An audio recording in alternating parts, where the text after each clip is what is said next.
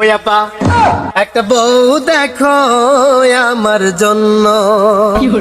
ওই আপা একটা বউ দেখো আমার জন্য।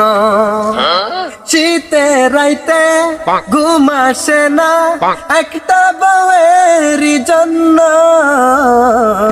ওই আপা একটা বউ দেখো আমার জন্য। ও বাজানটা বিয়া যদি দিয়ে না দেন আপনার এই সিঙ্গেল ছেলেকে, তাহলে আপনার এই ভদ্র ছেলেটা হয়ে যাবে জঘন্য। ওই আপা একটা বউ দেখো আমার জন্য।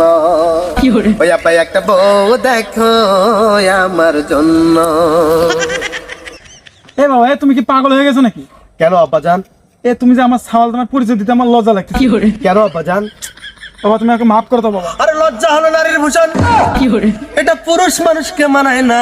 পুরুষ মানুষ যখন লজ্জা করে, পুরুষ মানুষের যদি লজ্জা থাকে এটাকে পুরুষ মানুষ বলে না। আর আপনি আমার আব্বাজান, সম্মানের জায়গার মানুষ, আপনাকে আমি সম্মান করি। আপনি আমার দেখা সর্বশ্রেষ্ঠ সর্বকালের পুরুষ। আর আপনি যদি লজ্জা পান তাহলে আব্বাজান আমি আপনার সন্তান হিসেবে আরো বেশি লজ্জিত হব।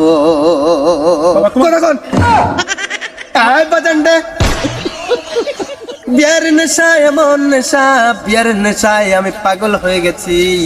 তাই বারবার করে আপনার কাছে অনুরোধ করছি, দয়া করিয়া মায়া করিয়া আমাকে যদি একটা বিয়ে দিয়ে দেন, আপনার এই খারাপ ছেলেটা হয়ে যাবে ধন্য।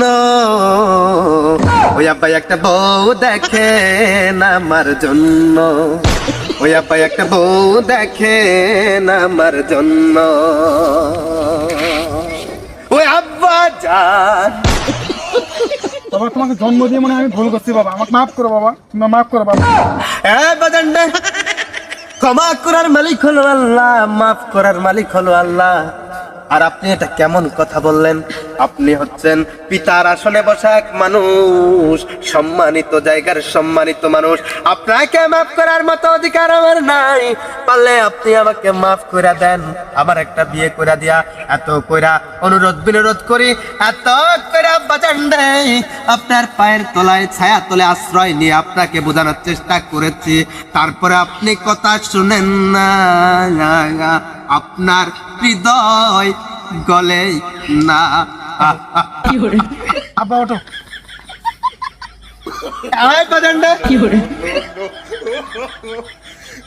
আব্বাজান আমাকে বিয়ে করে দেন, আর আমি কিছু বলতে চাই না। বিয়ে দেবো বাবা, দেবো, ধৈর্য ধরতে হবে তো। আর ধৈর্য ধরতে পারবো না। তুমি একটু